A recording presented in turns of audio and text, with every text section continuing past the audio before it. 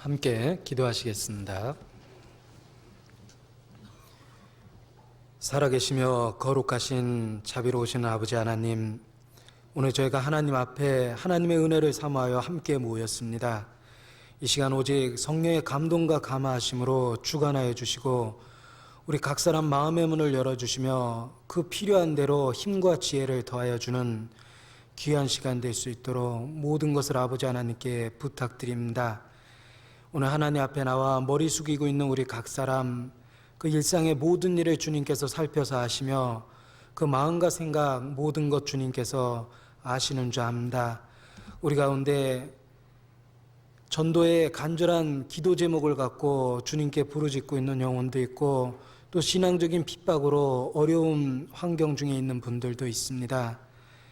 또한 육신의 질병으로 오랫동안 고통과 고난 가운데 어려움을 겪고 있는 분들도 있습니다. 오직 주 예수께서 그 옛날 유대 땅에서 병든 자를 고치시며 각색 질병으로 고통받는 자를 고쳐주신 것처럼 오늘 우리 영육간에 병든 것 주님께서 고쳐주시고 온전케 만들어주시기를 주님 앞에 간절히 기도합니다. 우리에게 주어진 시간들 더욱 주님 뜻 가운데 보낼 수 있도록 우리를 강건하게 만들어주시고 주님 지혜로 인도하여 주시옵소서. 빛의 자녀답게 말할 수 있기를 진심으로 바라고 원합니다. 주님의 빛의 자녀답게 생활할 수 있기를 또한 바라고 원합니다. 주님, 우리의 입을 주장하여 주시고 생활을 주장하여 주셔서 빛의 자녀답게 그리스도인답게 아무 점도 흠도 없이 주님을 증거하면서 살아갈 수 있도록 도와주시옵소서.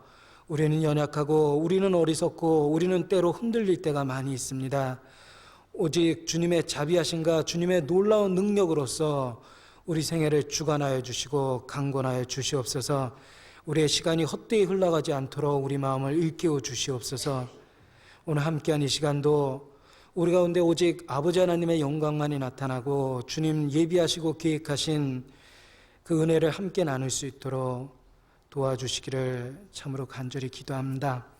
저희를 사랑하시고 죄악 가운데서 구원해 주신 우리 구주 예수님 이름으로 기도드렸습니다. 아멘.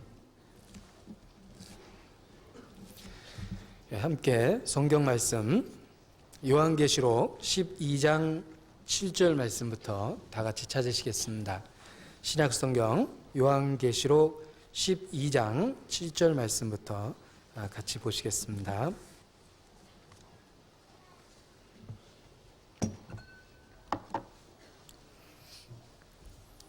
신약성경 411페이지 요한계시록 12장 7절 말씀입니다.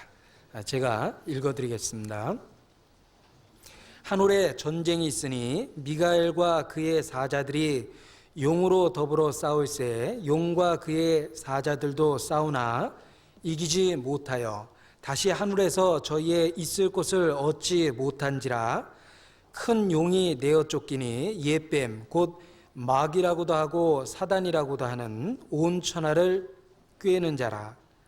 땅으로 내어 쫓기니 그의 사자들도 저와 함께 내어 쫓기니라. 내가 또 들으니 하늘에 큰 음성이 있어 가로되 이제 우리 하나님의 구원과 능력과 나라와 또 그의 그리스도의 권세가 이루었으니 우리 형제들을 참소하던 자 곧 우리 하나님 앞에서 밤낮 참소하던 자가 쫓겨났고 11절 12절 두 절은 함께 읽겠습니다. 또 여러 형제가 어린 양의 피와 자기의 증거하는 말을 인하여 저를 이기었으니 그들은 죽기까지 자기 생명을 아끼지 아니하였도다. 그러므로 하늘과 그 가운데 거하는 자들은 즐거워하라. 그러나 땅과 바다는 화 있을진저 이는 마귀가 자기의 때가 얼마 못된 줄을 알므로 크게 분내어 너에게 내려갔음이라 하더라. 이현 목사님께서는 미주 지역의 전도와 또 학예 수양회를 인도하시기 위해서 출국 중에 계십니다. 또 홍정현 목사님은 후포 지역의 전도 집회 중에 계십니다. 기억하시고 함께 기도해 주셨으면 합니다. 자, 오늘 요한계시록의 한 부분의 말씀을 읽었습니다. 신약 성경의 유일한 예언서라고 할 수 있는 요한계시록은 많은 상징적인 언어들로 가득 차 있습니다. 그래서 읽다 보면은 이해하기 어려운 그런 많은 표현들이 많이 있는 그런 특별한 책 중에 하나라고 생각합니다. 이 요한계시록 말씀을 이 서두에 이르시기를 읽는 자, 듣는 자, 또 그 가운데 있는 걸 지키는 자들에게 복이 있다 말씀하셨습니다. 비록 이해하기 어려운 많은 언어들이 있지만 그 말씀을 읽고 듣고 그 말씀의 가르침을 쫓을 때 큰 복이 우리에게 있다라고 말씀하십니다. 그래서 읽기 어렵지만 또 많은 부분 이렇게 우리가 읽을 수 있는 기회를 갖게 됩니다. 읽기 어려운 이 성경을 읽다 보면은 우리 마음에 받는 많은 유익 중에 첫 번째가 하나님 앞에 우리가 얼마나 무지한가를 깨닫게 이렇게 도와줍니다. 그 많은 상징적인 언어들은 성경의 다른 관련 구절이나 대꾸 또는 성령의 직접적인 가르침이 있어야지만 이해될 수 있는 구절이라고 생각을 합니다. 우리가 계시록의 어려운 부분을 읽을 때마다 우리가 얼마나 영적으로 무지한가를 깨달을 수 있고 겸손의 의미를 좀 배울 수 있다고 생각합니다. 우리가 무지를 우리 스스로의 어리석음과 우리가 지혜가 없다라는 걸 발견할 때 우리는 더욱 하나님께 부르짖고 그의 도움을 구하게 됩니다. 계시록을 읽을 때 그 많은 상징적인 표현과 이해하기 어려운 그 구절들이 하나님 앞에 우리를 겸손하게 만들어준다고 생각합니다. 그래서 더 하나님의 어떤 그 계시 또는 성령의 직접적인 가르침을 마음에 간절히 바라게 되고 성경을 읽으면서 기도해야 되겠다는 생각을 더 많이 갖게 됩니다. 그래서 아마 읽기 어려운 그런 부분도 우리에게 주셨다라고 생각합니다. 베드로 사도도 우리에게 권면하시기를 이 모든 성경이 우리에게 유익이 되지만 그 가운데 알기 어려운 것이 덜어 있다 이렇게 말씀하십니다. 그 알기 어려운 것이 덜어 있다 그랬는데 그 중에 많은 부분이 계시록에 몰려 있다라고 생각합니다. 아무튼 이 어려운 말씀은 더 하나님 앞에 말씀을 읽으면서 기도할 수 있는 마음을 배우고 우리 인간적인 무지를 드러내주기 때문에 하나님 의지하는 마음을 또 배우게 해주는 그런 좋은 효과가 있다라고 생각합니다. 대부분 그 성경을 잘못 이해하는 그 이유 중에 하나가 성경 말씀에 이르시기를 그 하나님의 말씀을 사사로이 풀거나 또는 공교하게 해석하거나 억지로 풀다가 멸망에 이른다 이렇게 말씀하십니다. 성경을 읽고 어려울 때 이해하기 어려운 구절이 우리에게 주어졌을 때 그 말씀을 날마다 읽고 늘 묵상함으로 그 말씀의 뜻이 우리 마음에 나타나기를 하나님 앞에 간구해야 됩니다. 기도하는 마음이 필요합니다. 그런데 우리의 인간적인 조바심이 성경을 억지로 풀게 하고 그리고 자기 나름대로의 해석을 마음에 갖게 만듭니다. 그리고 자기 해석을 고집하는 경우도 많이 있습니다. 그 모든 것이 잘못된 경우 중에 하나라고 생각합니다. 읽기 어렵고 시대적으로 나타나지 않은 말씀이 있다면 샛별이 마음에 떠오르기까지 자세히 주의하는 것이 아니라 그 말씀을 늘 마음에 묵상하면서 하나님의 가르침이 우리에게 주어질 때까지 잠잠히 참아서 기다리는 것이 필요하다고 생각합니다. 이 성경을 잘못 해석하는 그런 예가 베드로후서의 경고로 기록이 되어 있습니다. 오늘의 본문은 계시록 12장입니다. 표시해 놓으시고 베드로후서 1장 말씀을 한번 찾아보겠습니다. 베드로후서 1장 20절입니다.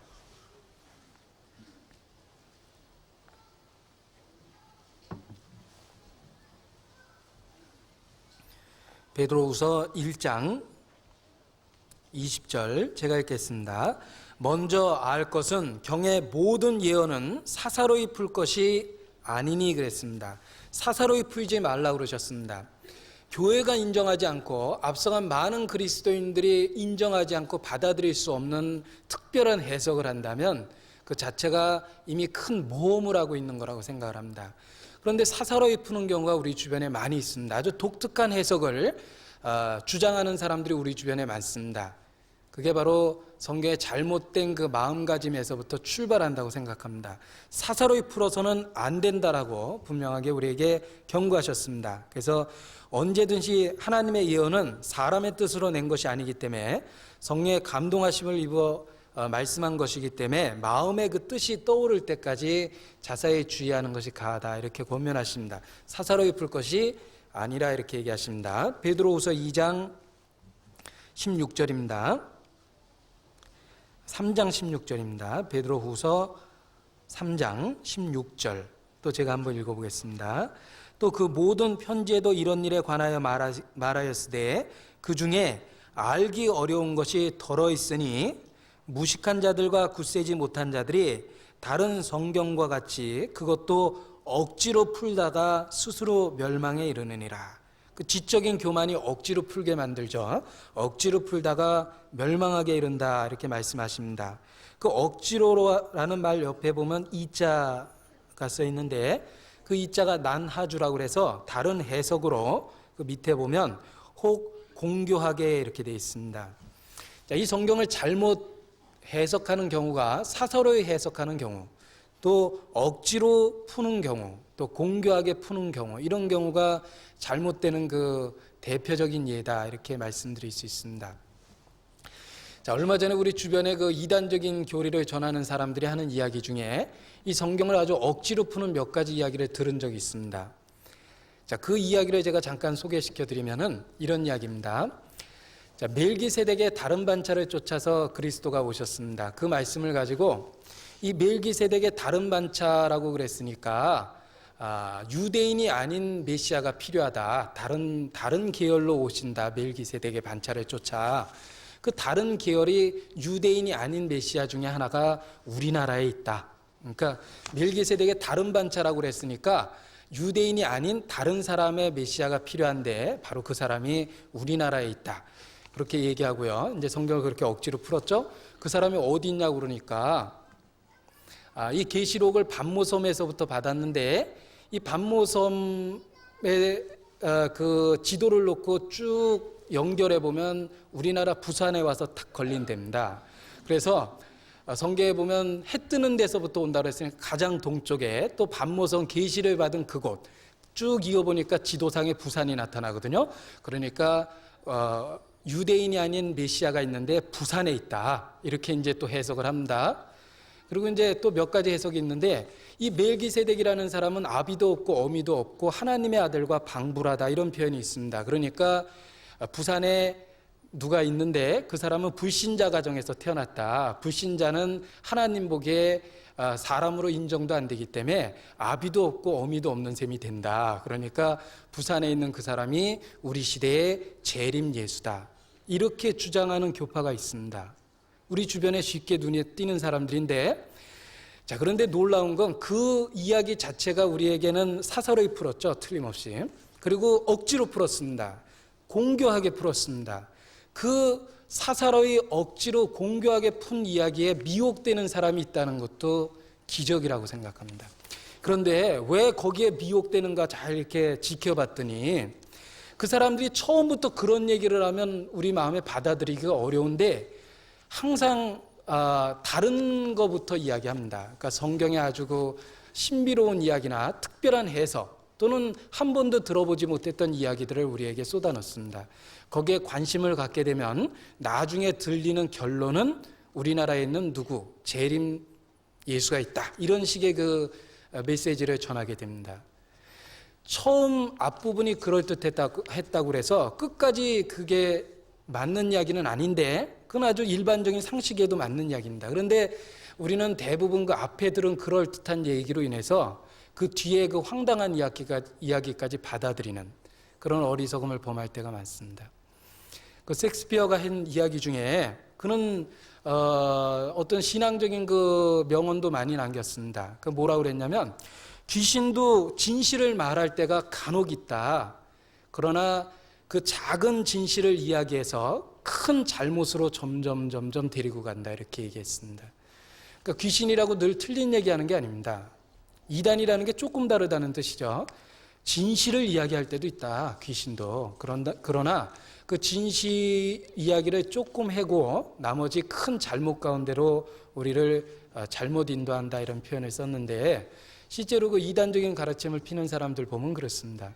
결론을 들어보면 너무 황당한 이야기인데 그 앞에 그럴듯한 이야기 듣다가 그냥 헷갈려 버리는 경우가 많습니다. 그래서 요즘에 그 주변에 많이 돌아다니는 그 이단 종파 중에 안상홍 증인이라고 있습니다. 안상홍 증인이다 그러면 뭔가 좀 섬찟하죠. 그런데 그렇게 처음부터 얘기를 안 해요.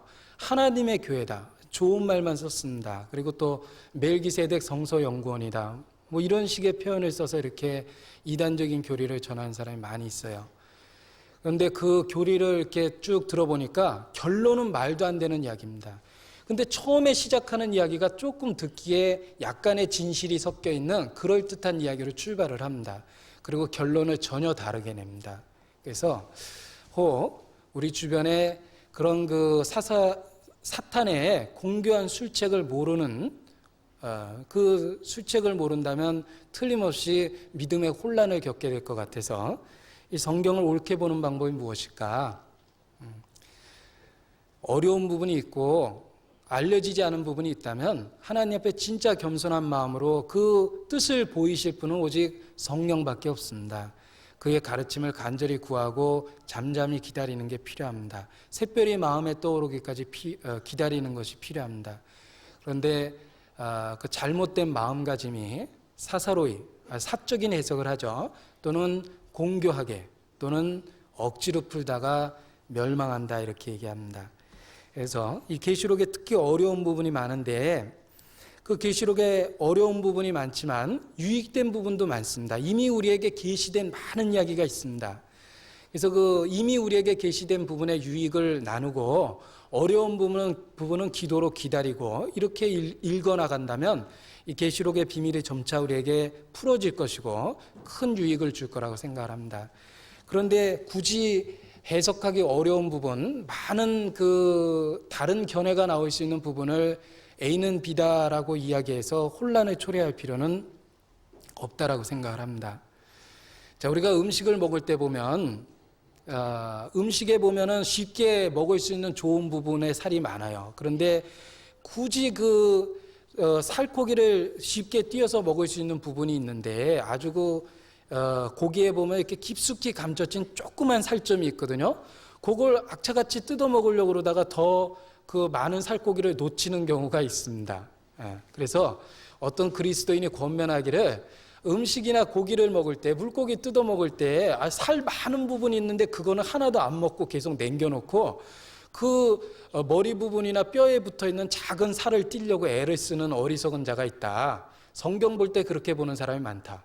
유익된 큰 부분이 있는데 작은 부분에 연연하다가 큰 교훈을 놓치는 어리석은 자가 많다. 이렇게 권면하는 이야기를 들은 적이 있어요. 아주 교훈적인 이야기라고 생각합니다. 우리가 요한계시록의 구절구절을 다 해석할 필요는 없다라고 생각합니다. 그러나 그 계시록 처음부터 끝까지 흐르고 있는 예수 그리스도의 피, 그 복음에 대한 분명한 증거가 있고 그 복음을 분명히 나타낼 수 있고, 그리고 최후 승리가 누구에게 있는가? 하나님에게 있고 그리스도에게 있다라는 분명한 사실을 먼저 받아들이고 큰 교훈을 받는다면 그 작은 상징적인 언어에서 오는 혼란함 또는 이해하기 어려운 부분들은 일단 믿음 안에서 넘어갈 수 있을 거라고 생각합니다. 그래서 계시록 어려운 성경이라고 생각합니다. 그러나 많은 유익된 살코기가 있습니다. 그 좋은 부분의 이야기를 먼저 우리가 확실히 배우면 그 난해한 부분도 하나님께서 필요한 때, 가장 적당한 때 교회를 통해서 나타내실 거라고 생각합니다. 자, 그런 의미에서 오늘 계시록에 어려운 많은 상징적인 언어들이 있지만 그중에 우리에게 큰 유익을 주는 한 토막의 살코기 부분을 골랐습니다. 바로 오늘 그런 부분의 이야기를 본문으로 삼았는데, 이 본문의 이야기의 7절, 요한계시록 12장 7절을 같이 보시겠습니다. 한 올해 전쟁이 있으니 그러셨습니다. 그리고 선한 천사라고 이야기할 수 있는 미카엘과 그의 사자들이, 그리고 악한 영이라고 할 수 있는 용과 그의 사자들과 전쟁하는 이야기가 있습니다. 그리고 그 전쟁의 결과가 기록되어 있습니다. 누가 이겼는지가 기록이 되어 있습니다. 누가 이겼냐면 미카엘과 그의 사자들이 이기고 용과 그의 사자들이 전쟁에 패배하고 쫓겨나는 이야기가 있습니다. 자, 이 계시록을 읽어보면 계시의 마지막입니다. 성경의 마지막 부분이 기록되어 있습니다. 그리고 역사의 마지막이 기록되어 있습니다. 모든 것이 끝난 이후 하나님께 회복된 나라의 상태가 계시록에 기록되어 있습니다. 결과가 기록되어 있는데 그 결과를 한마디로 이야기하면 사탄의 패배와 하나님의 완전한 승리, 그리고 하나님 나라가 나타나는 것으로 끝이 납니다. 성경의 끝, 요한계시록의 끝, 모든 계시의 끝은 그렇게 분명하게 사탄의 궁극적인 패배와 그리고 선한 그리스도인의 승리, 그리고 하나님의 나라의 임함, 그런 아주 분명한 이야기로 이 성경에 마무리되고 있습니다. 하나님은 우리에게 아주 큰 진리를 깨닫게 도와주셨습니다. 아주 우리에게 굉장히 중요한 걸 가르쳐 주셨습니다. 그게 무엇이냐면 바로 사탄의 패배라는 겁니다. 지금은 우리는 선한 영과 악한 영의 싸움 가운데 우리가 있습니다. 진리를 전하는 곳에 많은 대적자들이 있습니다. 내 육신 가운데도 선과 악의 싸움이 있고 성령의 법과 육신의 법의 싸움이 있고 내 주변에 많은 선과 악의 싸움이 있습니다. 우리는 싸움의 한 과정 중에 있습니다. 그러한 우리에게 그 싸움의 마지막을 알려주신 거예요. 그 마지막은 사탄의 패배입니다. 왜 하나님께서 우리에게 그 마지막을 알려주셨습니까? 싸우고 있는 우리에게, 역사의 과정에 있는 우리에게, 중간에 있는 우리에게 큰 희망을 주신 겁니다. 우리는 분명히 이길 싸움을 싸우고 있는 겁니다. 그게 얼마나 우리에게 위로가 되고 힘이 됩니까? 비록 내가 지금 지는 것처럼 보이지만 틀림없이 이길 겁니다. 왜냐하면 하나님은 궁극적으로 사탄의 패배에 대해서 명확하게 선언하셨습니다. 계시록은 우리의 마지막 이야기를 알려주십니다. 그 마지막에는 사탄의 패배가 기록되어 있고 선의 그리스도인의 완전한 승리가 기록되어 있습니다. 우리는 시간 속에 있습니다. 우리는 싸움의 과정 속에 있습니다. 그러나 우리가 마지막 그 결과를 보고 있기 때문에 바로 지금 용기를 얻을 수 있고 그리고 내가 선과 악 어느 편에 서야 될 건지 분명하게 가르쳐 줍니다. 어느 누가 질싸움에 참여될 사람이 어디 있습니까? 우리는 이길 쪽을 택하도록 하나님이 지혜를 준 겁니다. 그래서 미리 알려주셨습니다. 성경은 분명한 사탄의 패배로 기록이 되어 있습니다.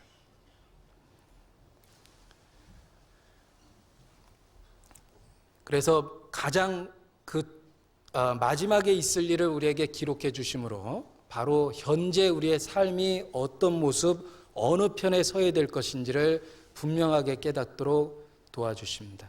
가장 먼 곳을 볼 수 있도록 도와주심으로 인해서 우리의 방향이 정확하도록 인도하십니다. 자, 망망대해에 항해하는 사람이 북두칠성을 보고 정확한 방향을 잡습니다. 아무튼 북쪽으로 가는 것은 틀림없는 확신을 갖게 됩니다. 가장 멀리 있지만 정확한 방향을 잡아주심으로 말미암아 약간의 시행착오에도 불구하고 정확한 방향으로 결과적으로 갈 수 있습니다. 우리도 마찬가지예요. 지금은 과정이기 때문에 때로는 우리가 치명적인 상처를 입고 영적인 싸움에서 혹 지는 것처럼 보일 때가 있습니다. 그러나 결과는 너무 분명합니다. 우리의 승리입니다. 그래서 요한계시록이 우리에게 너무너무 소중한 것 같습니다. 하나님은 마지막 계시를 통해 사탄의 패배에 대해서 선언하셨습니다. 그래서 우리에게 자신감을 줍니다. 당장에 핍박이 있고 많은 오해가 있고 복음 전하는데 애매한 고난이 많습니다. 그래도 충분한 위로를 우리가 받고 있습니다. 최후 승리는 그리스도인의 것입니다. 최후 승리는 진리편에 선 사람의 것입니다. 최후 승리는 복음을 붙잡은 사람의 것입니다. 하나님은 계시록을 통해서 확증하십니다. 우리는 분명히 승리할 싸움에 참여되어 있는 겁니다. 그래서 용기를 주고 희망을 준다고 생각합니다. 악인의 이기는 것은 잠깐이라고 말씀하십니다. 욥기 20장 5절 말씀을 보시겠습니다. 구약성경 욥기 20장 5절입니다.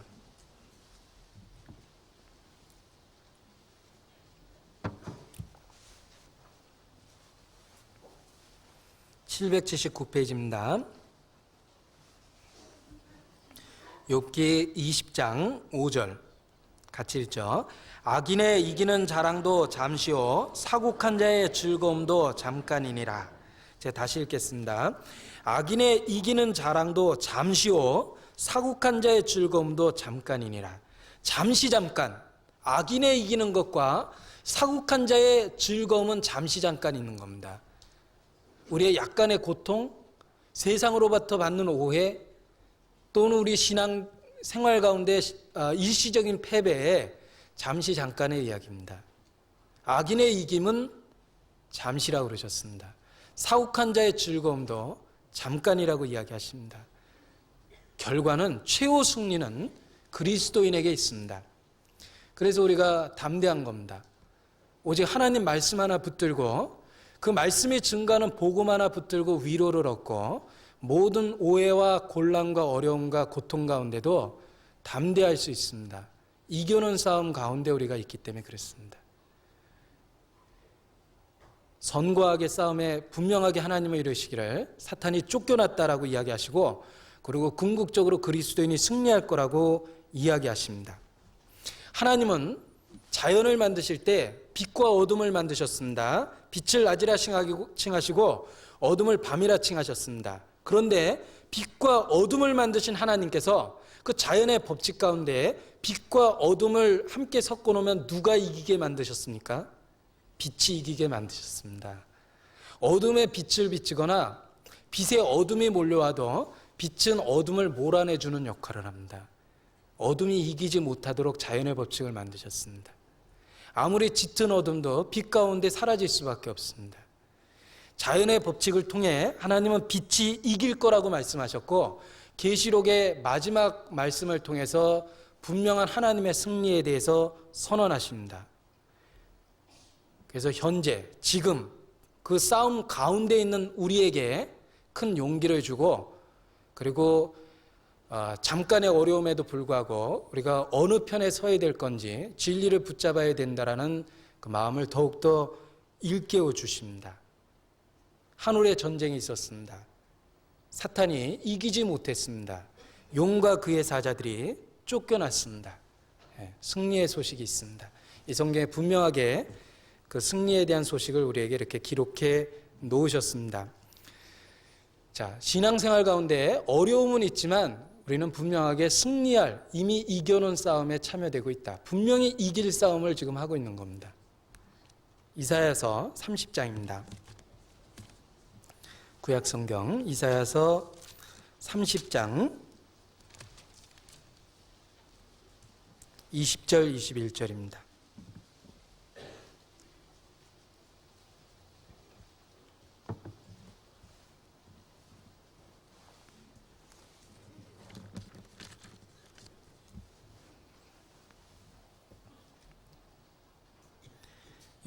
이사야서 30장 20절 21절 같이 읽죠. 주께서 너희에게 환난의 떡과 고생의 물을 주시나 내 스승은 다시 숨기지 아니하시리니 네 눈이 내 스승을 볼 것이며 너희가 우편으로 치우치든지 좌편으로 치우치든지 네 뒤에서 말소리가 내 귀에 들려 이르기를 이것이 정론이 너희는 이리로 행하라 할 것이며 그러셨습니다. 자, 이게 신앙생활의 상태가 잘 묘사되어 있습니다. 신앙생활이 꼭 편하고 쉬운 길은 아니라고 생각을 합니다. 신앙생활은 환난의 떡과 고생의 물을 먹을 때가 있습니다. 환난의 떡과 고생의 물을 우리에게 주실지는 몰라도 스승은 숨기지 아니하고 좌편으로든지 우편으로 치우치지 않게 이것이 정로라고 우리에게 분명한 가르침을 주신다고 말씀하십니다. 어려움은 있지만 분명한 건 말씀은 우리의 갈 길을 밝히 보여주십니다. 하나님의 말씀은 우리가 어떻게 행해야 될 건지 분명한 가르침을 줍니다. 이것이 정로라고 이야기합니다. 말씀 가운데 머무를 수 있는 용기를 줍니다. 어려움은 있지만 스승은 숨기지 않았고 정로, 올바른 길은 숨기지 않으셨습니다. 우리는 선과 악의 싸움 가운데 분명한 길을 알 수 있습니다. 승리하는 길을 알 수 있습니다. 하나님은 거기에 대해서 감추지 않습니다. 그래서 말씀을 우리에게 끝없이 일깨우시고 말씀을 통한 감동과 하나님 뜻대로 살고자 하는 소원을 불러일으키십니다. 스승은 숨기지 않습니다. 이 신앙생활이 어려움은 있지만 이와 같은 분명한 가르침과 또 분명한 길, 승리를 향한 길로 우리가 나아가고 있다라고 생각할 때 큰 위로를 받을 수 있다라고 생각합니다. 요한계시록 다시 보겠습니다. 12장입니다.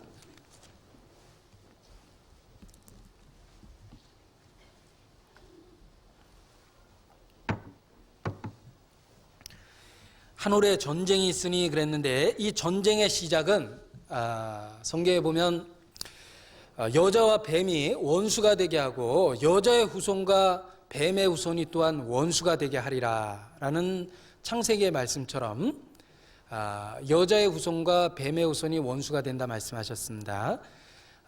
여자의 후손으로 그리스도가 오셨습니다. 그리스도의 말씀을 받은 그리스도인들, 여자의 후손이라고 이야기할 수 있죠. 그 진리를 받아들인 그리스도인들과 뱀의 후손, 그 사탄과의 어떤 전쟁이 창세기에 이미 시작이 됐습니다. 그래서 여자와 뱀과 원수가 되게 하고 너의 후손도 뱀의 후손과 여자의 후손도 원수가 되게 하리라. 그 말씀처럼 이 전쟁은 그때 아담의 타락으로부터 시작됐고 그리고 사탄이 무정에게 갇히고 완전한 멸망 가운데 처할 때까지 계속됩니다. 그런데 그 싸움 가운데 분명한 것은 사탄의 패배가 기록되어 있다는 거예요. 이기지 못하여 쫓겨나는 이야기가 기록이 되어 있습니다. 자, 신앙생활의 최고의 대적이라고 이야기할 수 있는 사탄, 우리의 씨름은 혈과 육에 관한 것이 아니요 하늘의 정사와 권세와 이 세상의 어둠의 주관자들에 관한 것이라. 신앙생활의 최고의 적이라고 할 수 있는 사탄, 그 사탄은 이 성경 말씀에 비춰보면 자기의 처소를 지키지 아니한 타락된 천사들의 무리입니다. 악한 영들의 무리입니다. 원래는 하나님께 부림을 받는 종들로 지음을 받았는데 이 성경에 범죄한 천사들이 있다라고 이야기하십니다. 범죄한 천사를 용서치 아니하신다는 기록도 있고 또 자기 지위를 지키지 아니하고 자기 처소를 떠난 천사들을 심판하시겠다는 말씀도 있습니다. 바로 그 범죄한 천사들, 악한 영의 무리, 하나님의 부리는 종이었으나 자기의 직분과 위치를 떠난 그 영들, 그들이 바로 사탄, 악한 영들이 됐습니다. 사탄과 그에 속한 무리들이 됐습니다. 자, 그런데 사탄의 유래를 생각해 보면 우리에게 아주 교훈이 되는 것이 사탄은 아주 아름다운 천사였다라고 기록이 되어 있습니다. 그런데 그 교만이 그 아름다운 천사를 타락하도록 만들었습니다. 내가 지극히 높은 자와 비기리라 라는 그 교만한 마음이 천사를 사탄으로 타락시켰고 그리고 자기 처소와 자기 위치를 벗어남으로 인해서 더욱더 악해졌다라고 말씀하십니다. 자, 우리가 사단에게 영향을 받고 사단에게 미혹될 때 우리 가운데 나타나는 증상도 비슷합니다. 사탄은 자기 위치를 지키지 아니하고 자기 처소를 떠난 천사들이라 이렇게 이야기합니다. 그리스도인들도 사탄에게 미혹되면 자기 위치에서 떠나버립니다. 그래서 섬기는 자로 부르심을 받은 자가 주장하는 자가 됩니다. 다른 사람을, 이웃을 자기 몸처럼 사랑해야 될 사람이 그 사랑을 주장하게 되고 남이 자기를 그렇게 사랑해 주지 않는다라고 불평하기 시작합니다. 겸손해야 될 자가 교만합니다. 직분을 지켜야 될 자가 자기 직분에 대해서 소홀히 합니다. 남에게 위로를 줘야 될 자가 남에게 슬픔을 더해 줍니다. 자기 지위를 지키지 않고 자기의 위치를 벗어난 것이 사탄의 시작이었습니다. 그 타락하기 시작한 부분이 바로 그렇게 기록되어 있습니다. 마찬가지로 그리스도인이 타락할 때, 사탄에게 영향을 받을 때, 미혹받을 때 그리스도인의 위치를 벗어나게 되고 다른 사람을 자기 몸처럼 사랑해야 될 사람이 오히려 사랑을 주장하고 나를 왜 그렇게 사랑하지 않느냐, 또 섬겨야 될 자가 자기를 섬겨주지 않는다고 불평하게 되고 가장 겸손해야 될 자가 가장 교만해지고 그리고 위로 다른 사람을 위로해야 될 자가 다른 사람에게 슬픔을 더하고 자기 위치를 벗어나게 됩니다. 그리스도인으로서의 지위를 벗어나게 됩니다. 그게 바로 사탄에게 미혹되고 있는 것이다. 그렇게 이야기할 수 있습니다. 우리가 사탄에게 미혹될 때마다 자기 의지가 참 강해집니다. 내가 하리라. 내 기분이 상했고 내 생각에 안 맞고 그 자기 주장이 강해지는 것이 바로 타락의 시작입니다. 우리는 다 양 같아서 그릇 행하여, 그 다음 구절을 생각할 수 있는지 모르겠습니다. 이사야서 53장 6절이죠.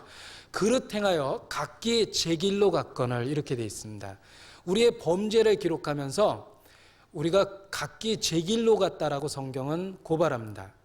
자기 의지, 자기 중심적인 삶, 자기 위주의 삶이 바로 그 지극히 아름다운 영으로 지음을 받았던 천사였던 사탄이 타락하게 된 그 원인이고, 우리도 악에게 영향을 받으면 받을수록 자기 주장이 강해지고 자기 위치를 벗어나게 된다라고 이야기할 수 있습니다. 자, 어떤 사람은 나는 사단을 믿을 수 없다. 왜냐하면 그의 존재에 대해서 한 번도 느껴본 적이 없다. 이게 사단이 있다라는 것조차도 믿기 어렵다. 이렇게 이야기하는 분이 있었답니다. 그러니까 그분에게 어떤 목회자가 권면해 주시기를, 지금 당신이 사단을 전혀 인식하지 못하는 것은 사단과 같이 나란히 같은 방향으로 걷고 있기 때문에 전혀 인식을 못하는 거라고.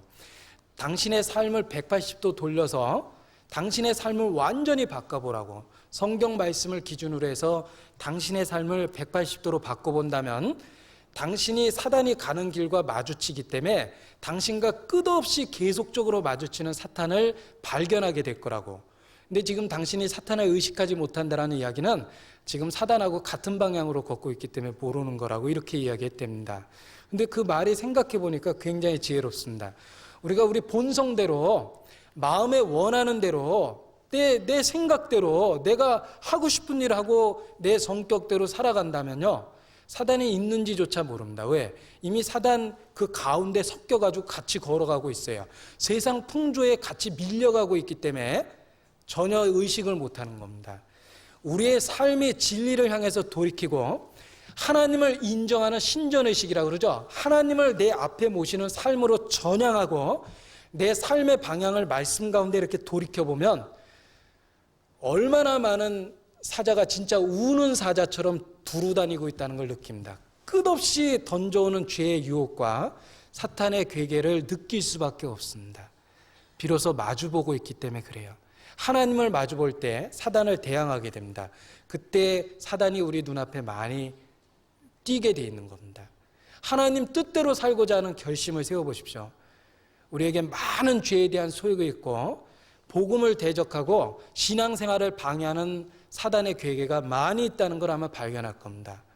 그걸 전혀 느끼지 못하고 있다면 마음 나는 대로, 생각나는 대로 육체의 정욕을 쫓아 세상 풍속을 쫓아 그냥 살아가고 있기 때문에 못 느끼는 겁니다. 하나님 말씀 앞에 돌아서고 진리 편에 서면 거짓된 수많은 것을 볼 수 있습니다. 요한 1서 5장 19절입니다.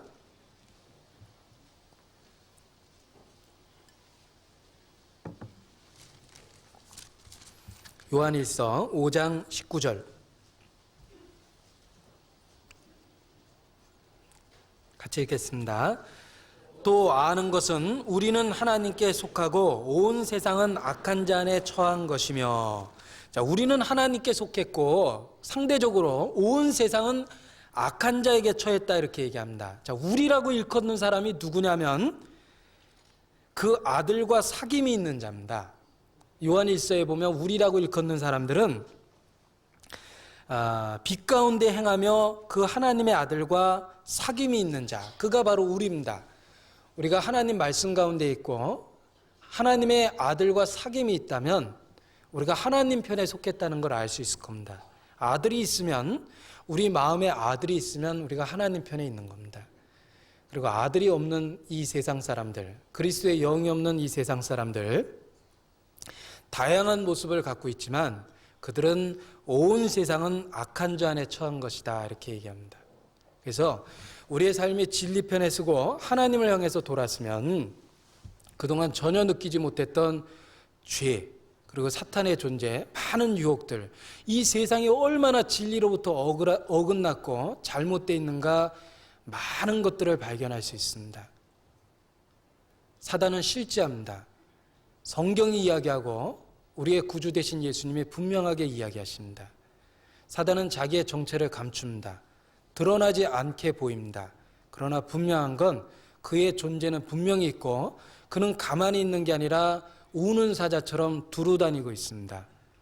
지금도 우리의 삶 가운데, 우리의 신앙 가운데 많은 방해거리를 계획하고 많은 공교로운 술책을 베풀고 있습니다. 사단은 실제하고 그 사단이 어떻게 생겼는지 알 때 우리가 사단의 괴계에 빠져들지 않을 수 있는 지혜를 좀 배울 수 있다, 이렇게 생각합니다. 사단은 자기 위치를 떠났습니다. 자기의 처소를 떠났습니다. 그리고 자기 중심적이 됐습니다. 내가 하겠다. 내가 지극히 높은 자 비기겠다. 그런 가운데 타락했고, 우리도 사단의 영향을 받게 되면 그와 같이 어떤 자기 위치를 벗어나고 자기 중심적인 삶을 살아가게 된다라고 생각합니다. 자, 자기의 삶을 돌아보고 자기의 삶의 모습이 자기의 위치를 떠나 있고 그리스도인으로서의 위치를 벗어나 있고 자기 중심적인 생각으로 가득 차 있다면 나도 모르게 많은 부분 사탄에게 미혹된 것이다. 그리고 돌아서야 됩니다. 자기 자신에 대해서 사단이 얼마만큼 가까이 공격해 들어왔는가 좀 파악하는 것도 필요하다고 생각을 합니다.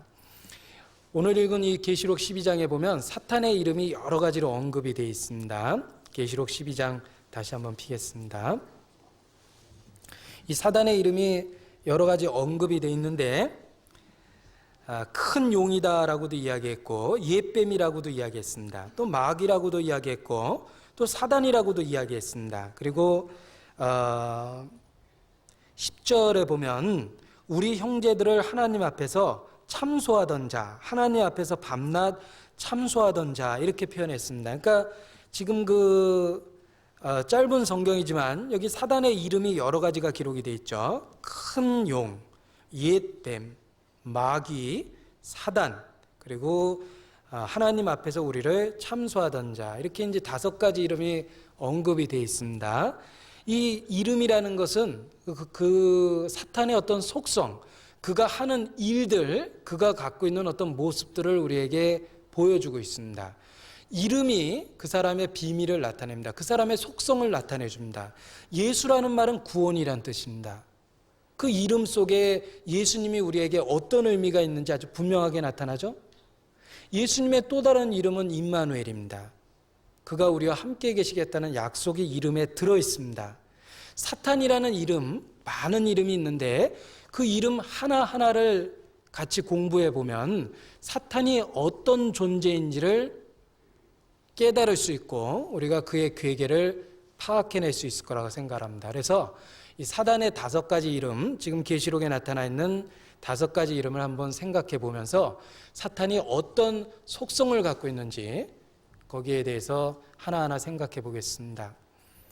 제가 이 혀가 좀 불편한 이야기를 미리 양해를 드려야겠는데요. 혀에 혓바늘이 나가지고 발음을 하려니까 사탄 그래야 되는데 사탕 이렇게 되고 그렇게 들리는 것 같아서 제가 지금 아주 난처한데 조금 발음이 괜찮아도 이게 무슨 말 하는구나 전체적인 대의에서 좀 이해했으면 좋겠습니다. 말을 이렇게 하나하나 발음하기가 이게 혀가 불편하니까 좀 얘기하기가 이렇게 좀 힘드네요. 자, 이 사탄의 그 이름을 하나하나 보면 그의 속성을 우리가 알 수 있는데 이 성경에 우리에게 많은 경고가 있습니다. 할 수만 있으면 택하신 자도 미혹해 하리라. 이 사단이 구원받은 그리스도인이라고 전혀 유혹해내지 못하는 건 아니라는 거예요. 할 수만 있으면 택하신 자도 미혹해 하리라는 것처럼 지금도 이 사탄은 살아있습니다. 두루다니며 삼킬 자를 찾고 있습니다.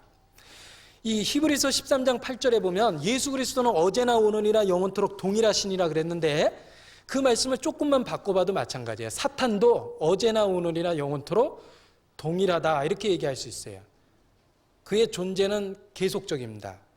마지막 하나님이 불못에 쳐넣을 때까지는 그런 동일한 타락된 본성을 갖고 그 옛날 에덴 동산에서 아담을 유혹했듯이 지금도 많은 유혹을 그리스도인들에게 던집니다. 처음에는 우리가 구원 못 받도록 아마 유혹했을 겁니다. 그리고 우리가 구원받은 이후에는 우리를 하나님 앞에 타락시키기 위해서 노력할 겁니다. 그리스도인을 타락시키면 전도할 기회가 끊어지기 때문에 사단은 많은 불신자들을 유혹하는 것보다 더 큰 노력을 기울일 거라고 생각합니다. 그리스도인도 사단의 공격을 받습니다.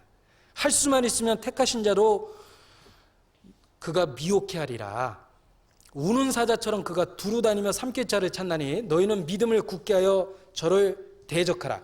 이는 우리로 사단에게 속지 않게 하려 함이니 우리가 그의 괴계를 모르는 바가 아니라 혹 시험하는 자가 너희를 시험하여 우리의 수고를 헛되게 할까 두려우니라. 그런 많은 표현들이 성경에 있습니다. 그리스도인도 사탄의 공격을 받습니다. 아니, 불신자보다 오히려 더 많이 받을 겁니다. 왜? 진실한 그리스도인을 하나 망가뜨려 놓으면 전도할 기회가 끊어져 버리기 때문에 그렇습니다.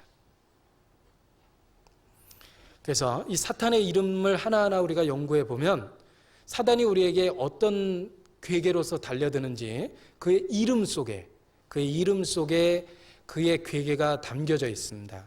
그래서 하나님이 우리에게 가르쳐준 이 사탄의 이름들 한번 생각을 해보겠습니다. 먼저는 큰 용이다 이렇게 얘기했습니다.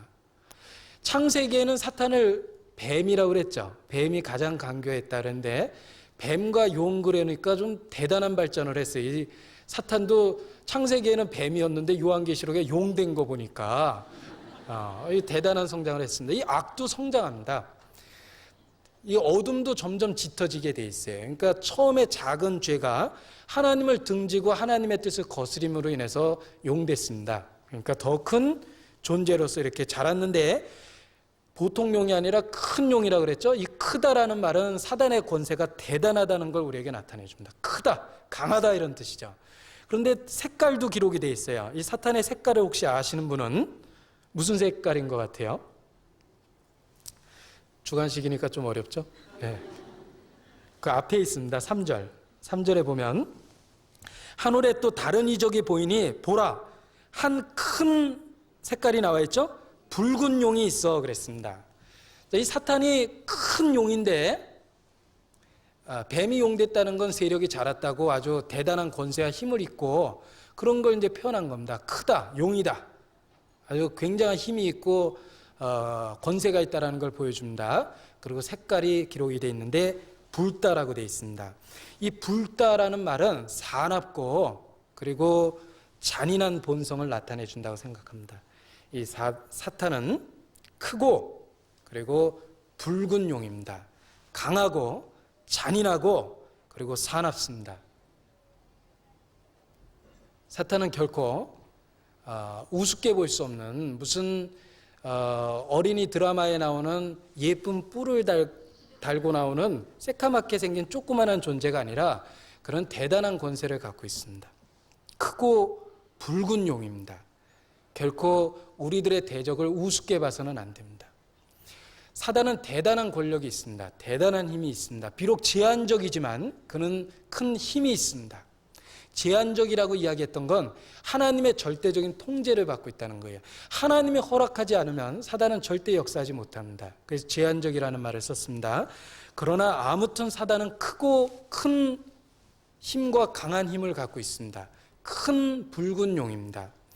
그 사단의 힘이 크고 강하다라는 걸 우리가 느껴야지 됩니다. 왜 그걸 느껴야지 되냐면 사단이 얼마나 크고 강하다라는 걸 알고 내 자신이 그에 비해서 얼마나 약한지를 알 때 우리는 비로소 하나님을 의지할 마음을 배웁니다. 믿음이라는 게 어디서 생깁니까? 상대방을 우습게 여기면 나 혼자 할 수 있다라고 생각합니다. 내가 굳게 결심하면 그까지 사단 이길 수 있을 거야. 상대방을 우습게 보면 자기 결심으로 자기가 이길 거라고 생각합니다. 아마 크게 당할 겁니다. 사단은 크고 강합니다. 그 앞에 상대적으로 우리는 연약합니다. 우리 자신이 얼마나 연약한지 우리는 삶 속에서 늘 느낍니다. 우리는 배탈 하나 나도 스스로 해결할 수 없어요. 저절로 안 아프기를 기다릴 수밖에 없습니다. 우리는 아주 연약한 존재예요. 우리가 연약하고 상대적으로 사탄은 강합니다. 그러한 그 비참한 처지가 우리에게 무슨 교훈을 해주냐면, 그래서 우리에게 구세주가 필요하다. 그래서 우리에게 더 강한 자가 필요하다. 왜 너희에게 예수 그리스도가 필요한가? 왜 하나님이 우리에게 믿음을 요구하시는가? 너희는 연약하고 너희의 대적은 강하다. 너희가 그리스도 없이 그와 싸울 수 있겠느냐? 너희가 예수 없이 그와 대적할 수 있겠느냐? 할 수 없다는 겁니다. 사탄은 크고 강하고 우리는 연약하고, 그걸 진짜 마음에 깨달으면 예수님 절대 부인할 수 없습니다. 우리에게 그리스도가 없다면 저주입니다. 그리스도 없이 신앙도 없고 믿음도 없습니다. 그의 돌보심과 그의 손 아래서 우리가 지탱할 수 있는 거예요. 그가 우리의 반석입니다. 우리의 대적은 강합니다. 그걸 느끼면, 그걸 깨달으면 오히려 우리가 믿음이 강해지고 절대로 주님을 부인할 수 없고, 그리스도 없이 사단과 싸우려는 무모한 생각을 아마 안 할 겁니다. 자기 의지를 믿지 않을 겁니다. 자기의 작은 지식을 더더욱 믿지 않을 겁니다. 하나님만 의지할 겁니다. 죽은 자를 살리시는 하나님만 의지할 겁니다. 왜? 우리 대적은 강하기 때문에. 그래서 먼저 우리의 대적이 강하다라는 걸 좀 알아야 됩니다. 그래야지만 하나님을 의지할 수 있는 믿음이 뭔지를 배우는 거예요. 사탄을 우는 사자라고 이야기했습니다. 굶주린 사자입니다. 자, 굶주린 사자를 깊은 산 중에서 딱 맞닥뜨렸습니다. 아주 두렵죠. 아마 그 사자가 달려들어서 날 산산이 찢어버릴 겁니다. 똑같은 굶주린 사자를 창교원에서 만났어요. 동물원에서. 그러면 얘기가 달라지죠. 아무리 굶주린 사자, 크고 강한 사자라도 어디에서 만나느냐가 중요한 거예요. 깊은 산 중에서 만날 것이냐, 동물원에서 만날 것이냐, 차이가 아주 큽니다. 아무리 강한 사자도 동물원에 있으면 우리의 조롱거리고 구경거리일 뿐입니다. 우리가 그리스도 안에서 사탄을 보면 동물원에 있는 우리에 갇혀진 사자와 똑같은 거예요. 다니엘이 산채로 사자굴에 던져졌습니다. 그런데 하나님이 사자의 입을 막고 다니엘의 생명을 보존하셨습니다. 우리가 하나님 안에, 그리스도 안에 있으면 사자는 실질적으로 우리에게 큰 피해를 주지 못합니다. 그러나 만약 그 사자를 깊은 산 중에서 만났다면 큰일 나겠죠? 그리스도 바깥에서 우리의 믿음을 저버리고 세상에서 그 사탄을 만났다면 아마 우리의 몸을 갈기갈기 다 찢어버리고 우리의 간증을 완전히 망쳐버릴 겁니다. 사단은 강하지만 그 사탄을 어디서 만나느냐가 중요하다. 주 안에 있는 나에게 사탄은 동물원에 있는 우리와 똑같습니다. 우리에게 있는 자가 그보다 강합니다. 사탄이 강한 건 사실이지만 우리의 구주보다는 강하지 못합니다. 그래서 이 붉고 큰 용, 그의 강함, 그의 대단한 그 힘과 권세, 우리의 믿음의 필요성을 깨닫도록 도와줍니다. 사단의 두 번째 이름을 보시겠습니다. 사단의 두 번째 이름은 큰 용이 내어 쫓기니 옛뱀 그랬습니다. 이 사단의 두 번째 이름 중에 하나가 옛뱀입니다.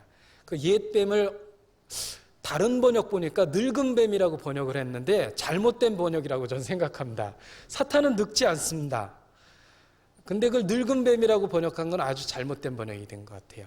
늙은 뱀이 아니라 옛뱀, 옛날에 에덴 동산에서 역사했던 그 뱀이라는 뜻입니다. 그러니까 사탄의 근원부터 우리에게 가르쳐주고 있어요. 그 옛날 에덴 동산에서 하와를 유혹했고 마침내 아담을 넘어뜨렸던 그 옛뱀입니다. 우리의 대적은 에덴 동산에서 역사했던 그 옛뱀입니다. 에덴 동산에서 최초의 인간이었던 아담을 어떻게 타락시켰는가? 우리는 그 이야기를 살펴보면서 그 옛뱀에게 속지 않을 수 있습니다. 사람이 한 번 속지 두 번 속습니까?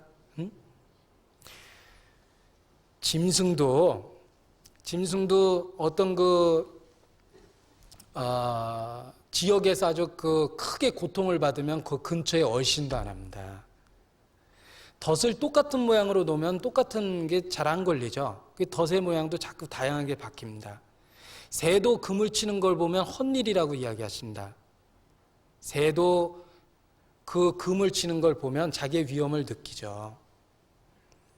그런데 진짜 어리석은 건 그 옛뱀, 그 사탄이 옛날 하와를 한번 넘어뜨렸을 때 써먹었던 그 술책을 우리한테 다시 쓸 때 우리가 그걸 두 번 다시 속아서는 안 되는 건데, 진짜 어리석은 거는 사단의 똑같은 술책, 그 옛뱀이 써먹었던 그 술책에 우리가 미혹되는 경우가 많아요.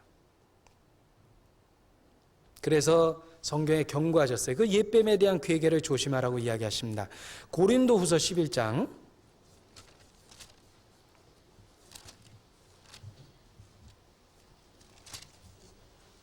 3절입니다.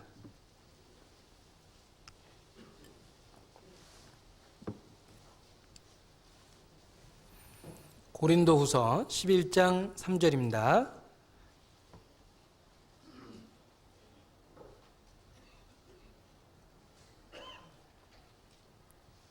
같이 읽겠습니다.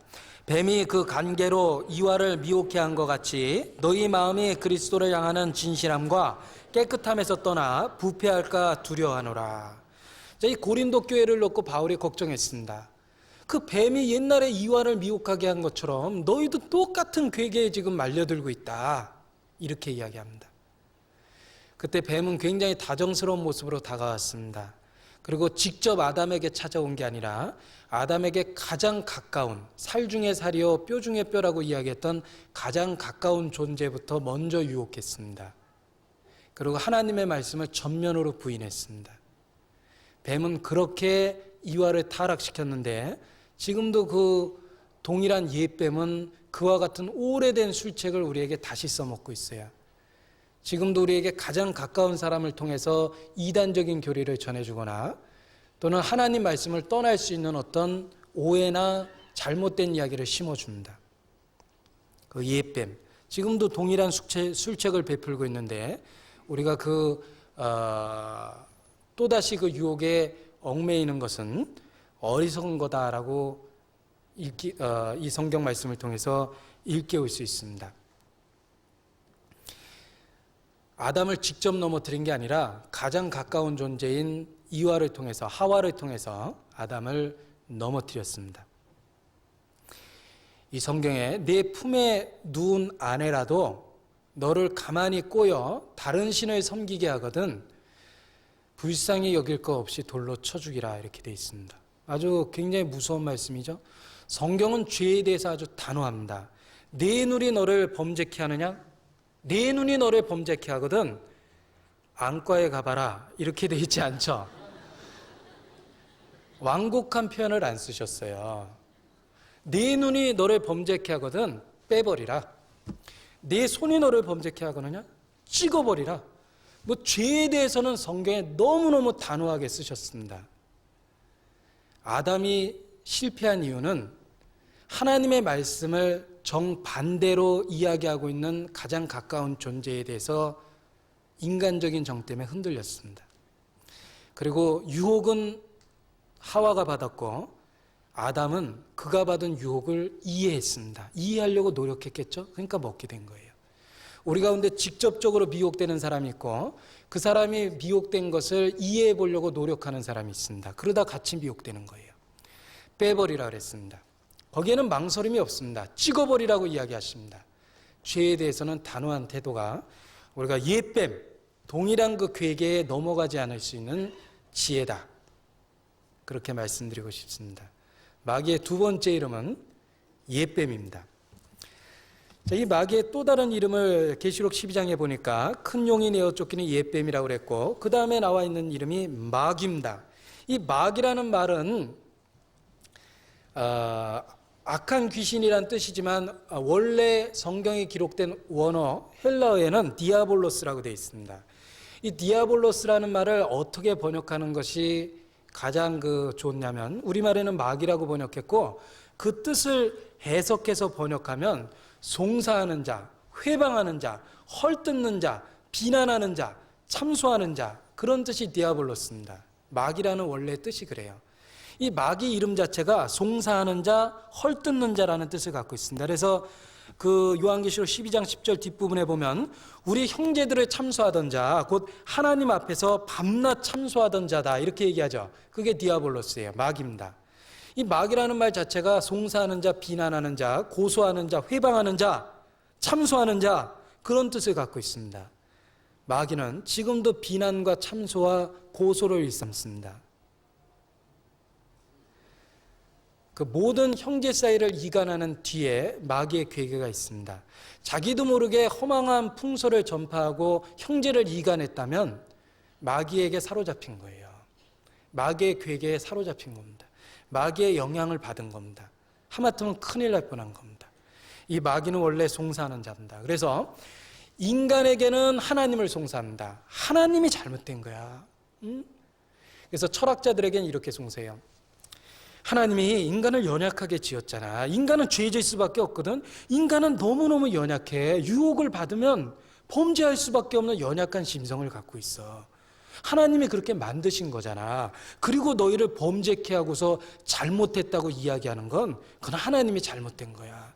하나님이 어떻게 온 세상 사람들을 다 심판하실 수 있어? 지옥 가는 사람이 더 많을 텐데 그런 하나님이 세상을 왜 만들었니?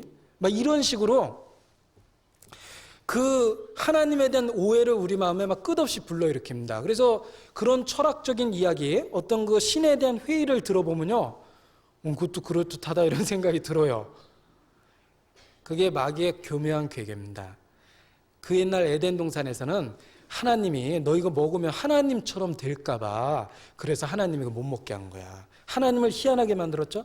하나님은 모든 걸 주시려고 인간을 만들었는데 하나님이 마치 그걸 제한하는 것처럼 이렇게 만들어버렸어요.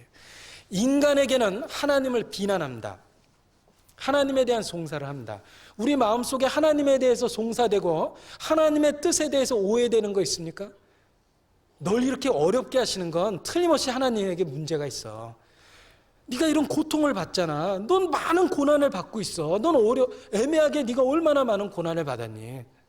네가 살아온 날들을 생각해봐. 아마 인간적인 동정도 쏟아놓으면서 아마 하나님에 대한 원망하는 마음을 막 불러일으킬 거예요. 그 뒤에 사탄이 있습니다. 이 사탄은 원래가 참소하는 자, 회방하는 자거든요. 그러니까 우리에게는 하나님을 참소하고 하나님 앞에서는 인간을 참소합니다. 하나님, 제 이러이러한 죄 졌습니다. 내가 조금 꼬드겼더니 금방 죄 짓더라고요. 아마 틀림없이 하나님 앞에서는 인간을 고소할 겁니다. 마귀라고 그랬죠? 디아볼로스, 마귀. 그 마귀라는 말 자체가 참소한다, 고소하다, 회방하다, 비난하다 이런 뜻입니다. 자, 이러한 그 재미난 우화가 있습니다. 큰 나무가 있는데 제일 꼭대기에는 독수리가 살았어요. 제일 꼭대기층에.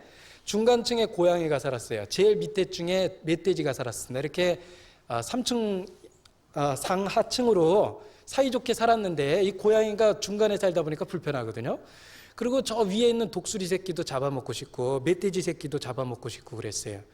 그래서 이간을 붙이기 시작했습니다. 어떻게 이간을 붙였냐면 이 중간에 살고 있는 고양이가 제일 위로 올라가서 독수리한테 야 독수리 내가 너한테 얘기해 줄 게 있는데 저 밑에 멧돼지 있잖아. 그 멧돼지가 네 새끼 잡아먹으려고 지금 벼르고 있어.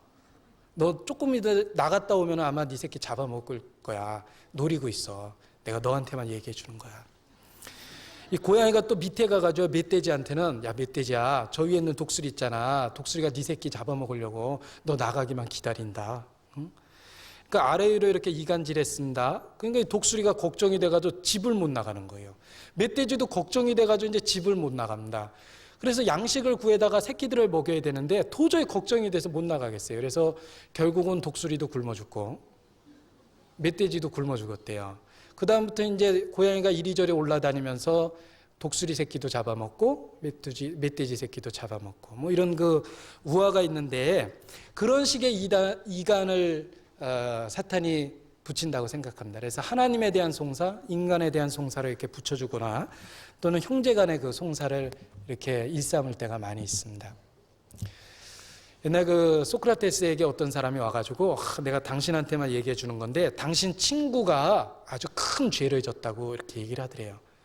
그러니까 소크라테스가 그 얘기하기 전에 잠깐 그러더니 당신이 나한테 그 얘기하기 전에 그 말을 세 가지로 확인을 해봐야 되겠대요. 그래서 그 세 가지가 통과되면 나한테 얘기를 해주고 그렇지 않으면 얘기하지 말라고 그랬어요. 그래서 세 가지가 뭐냐 그러니까 먼저 그 얘기 진실된 거냐고, 그게 진실된 얘기인지 확인해 보셨냐고 이렇게 물어봤어요. 그러니까 이 사람이 글쎄요, 저도 들은 얘기인데요, 이렇게 얘기를 했대요. 그러니까 그러면 당신 들은 얘기고 진실된 확신도 없으면서 얘기할 수 있냐? 그럼 두 번째라도 한번 확인해 볼 텐데, 두 번째 그 이야기가 선한 이야기입니까? 이렇게 얘기를 했어요. 선한 이야기는 아니고 부끄러운 얘기인데 이렇게 얘기를 했어요. 그러면 세 번째로 그 이야기가 꼭 필요한 얘기입니까? 그러니까 얘기해 주려는 사람이 글쎄요, 뭐 꼭 필요한 것 같지는 않은데요, 그렇게 얘기했대요. 그러니까 그 소크라테스가 아니 그러면 진실되지 못하고 선한 이야기도 아니고 꼭 필요하지도 않은 이야기인데 그거 해서 뭐 하겠냐고, 얘기하지 마시라고 이렇게 얘기를 했답니다. 자, 한 철학자의 그 일화지만 우리에게 많은 교훈을 해줍니다. 우리는 이간 붙이는 얘기에 아주 귀가 너무 얇습니다. 특별히 내가 이렇게 가까이 사귀던 사람들은 그래도 이간 붙여도 이간이 잘 안 붙어요. 왜냐하면 그 사람을 내가 사귀어봤으니까. 그런데 이간 붙이기 제일 쉬운 사람이 약간 거리감이 있는 사람이 이간 붙이기가 쉽습니다. 특히 설교하는 사람하고 말씀 듣는 사람하고 이간 붙이기가 쉬워요. 왜냐하면 뭐라 그럴까요? 설교하는 사람은 소수고 말씀을 듣는 사람은 다수잖아요. 그러니까 실질적으로 가까이 생활 가운데 사귈 수 있는 시간이 아주 적습니다.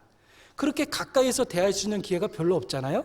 그러니까 이간 붙이면 이간이 붙는 거예요. 그래서 이 교회 안에서 전해지는 모든 근거 없는 이야기 뒤에 바로 디아볼로스, 마귀가 있다 이렇게 생각하면 됩니다.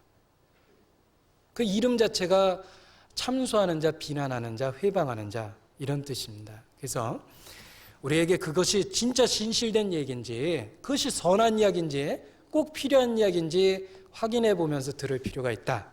그게 마귀의 괴계를 이길 수 있는 방법 중에 하나라고 생각합니다. 자, 이 마귀의 또 다른 이름이 네 번째가 사단이라는 이름입니다. 이 사단이라는 말은 그 말뜻 자체로는 대적자라는 뜻을 갖고 있어요. 대적하는 자 이런 뜻을 갖고 있는데, 사단은 진리의 대적자입니다. 항상 하나님 말씀을 뒤집어 놓습니다. 하나님의 기록된 성경 말씀 외에 더하거나 뺍니다.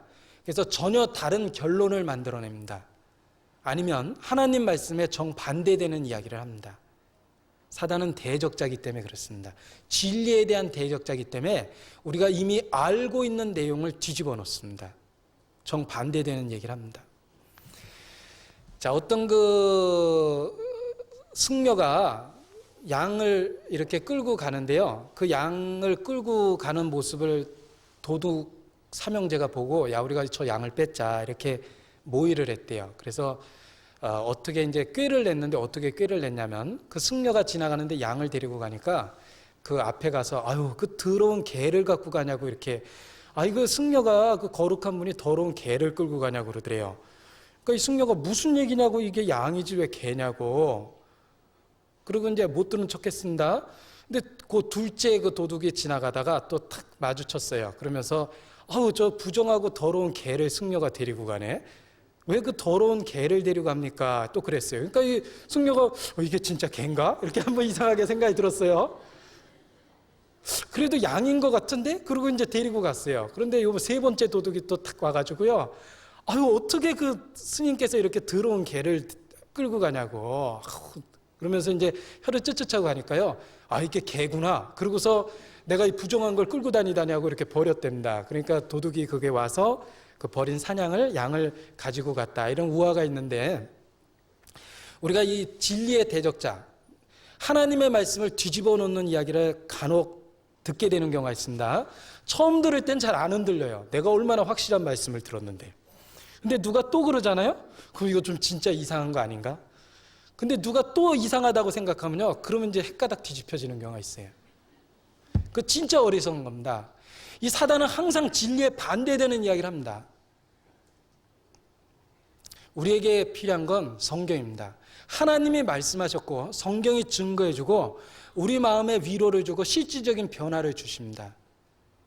충분한 증거가 성경에 있습니다.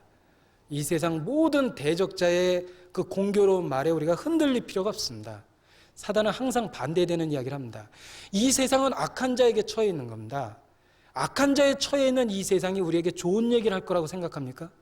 세상이 너희를 칭찬하면 너희에게 화가 있다 그랬습니다. 그리스도가 이 땅에 있을 때 세상 사람들은 그리스도를 핍박했습니다. 교회는 그리스도의 몸입니다. 그리스도의 몸된 교회가 이 세상에 존재합니다. 이 세상의 그리스도인들을 그냥 둘 것 같아요? 틀림없이 별의별 악한 얘기 다 합니다. 이해되지도 않고 근거 없는 이야기가 너무 많습니다. 사단은 항상 그런 이야기로 우리를 흔듭니다. 사단은 반대되는 이야기를 해줍니다. 진리를 뒤집어서 얘기합니다. 검은 걸 희다라고 얘기하고 악을 선하다라고 이야기합니다. 그게 바로 사탄입니다. 사단은 진리의 대적자입니다. 세상이 이야기해주는 온 세상은 사탄 안에 처한 것이라 그랬죠? 그런 사람들이 이야기해주는 것에 우리의 마음이 귀를 기울이거나 흔들려서는 안 됩니다. 우리는 성경이 무엇이라 이야기하고 있는가? 거기서 위로와 확신을 얻으면 됩니다. 우리의 대적자의 이름은 사단입니다. 진리의 대적자입니다. 자, 이 사단의 또 하나의 이름이 있습니다. 온 천하를 꿰는 자다, 이렇게 얘기되어 있습니다. 자, 이 다섯 번째 그 사단의 이름이 기록되어 있죠? 9절에 보면 12장 9절입니다.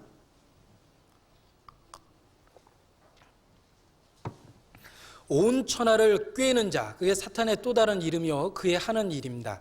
이 꿰는다라는 말이 속인다라는 뜻을 갖고 있어요. 교묘한 말로 속이는 겁니다. 사기치는 겁니다. 사단은 온 천하를 속이는 사람입니다. 수많은 사람이 진리처럼 믿고 있는 진화론, 많은 사람을 속였죠. 그 진화론 뒤에 온 천하를 꿰는 사탄이 있습니다.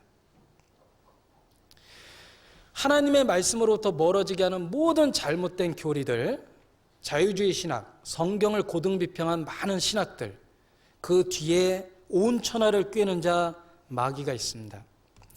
유행가 가사를 이렇게 한번 새겨 들어보니까 남녀 간의 사랑에 대해서 노래했습니다.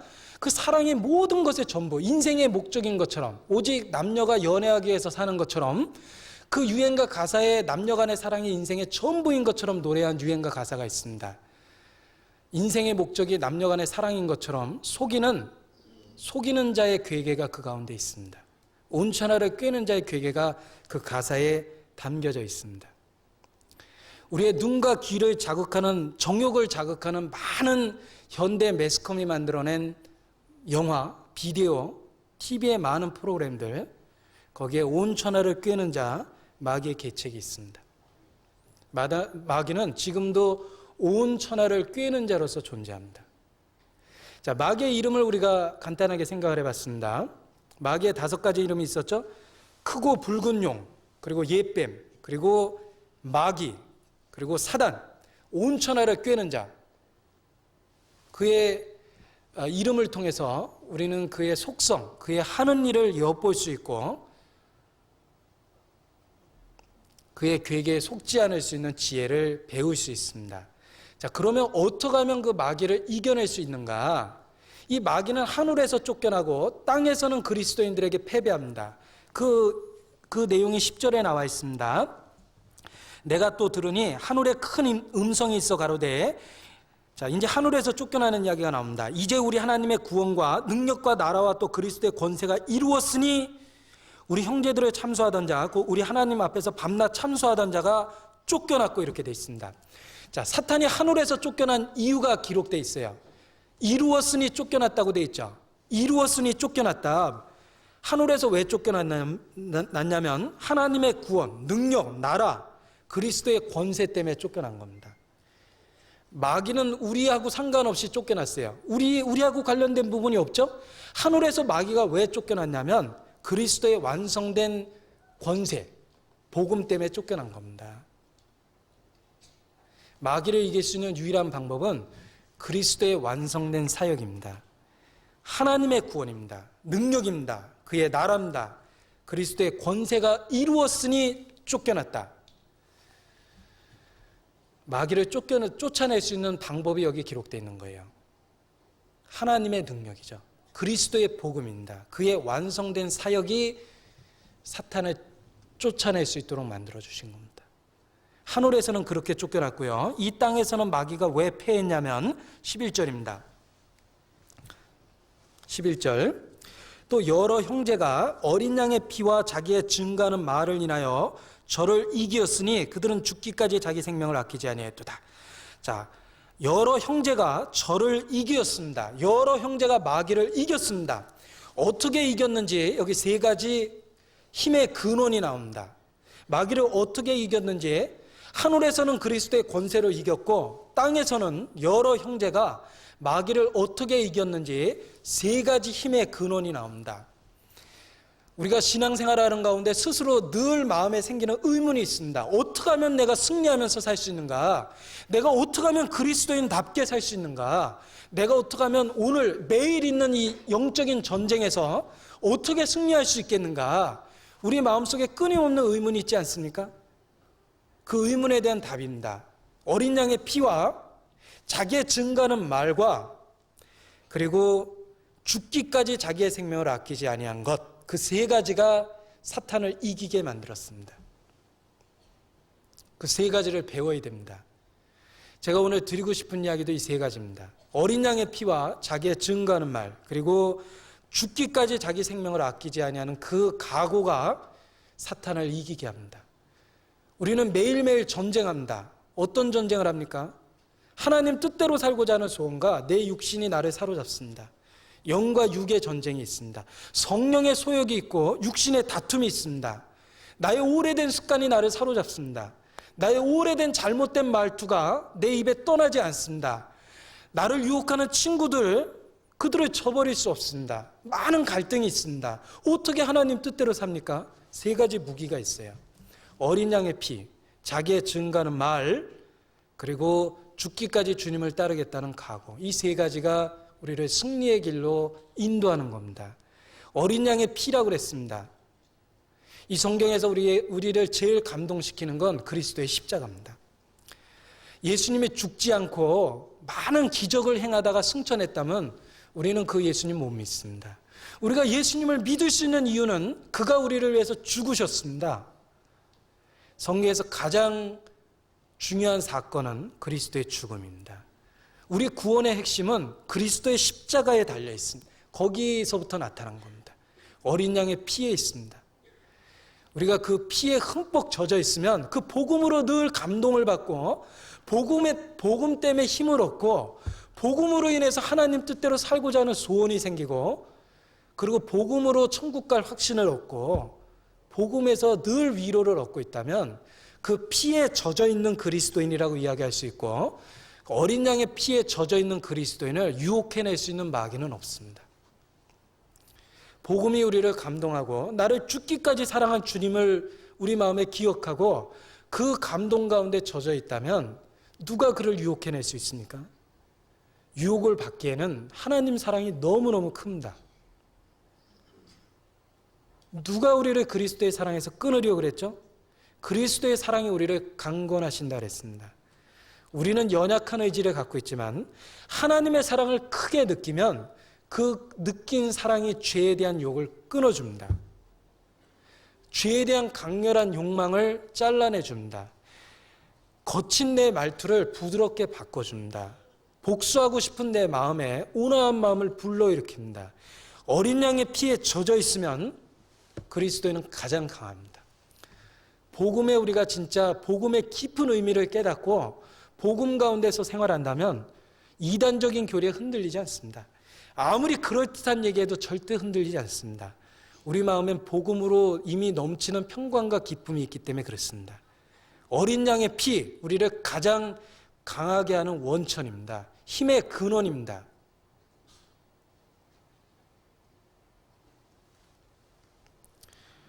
저는 집회를 자주 하기 때문에 복음을 이야기할 기회가 많습니다.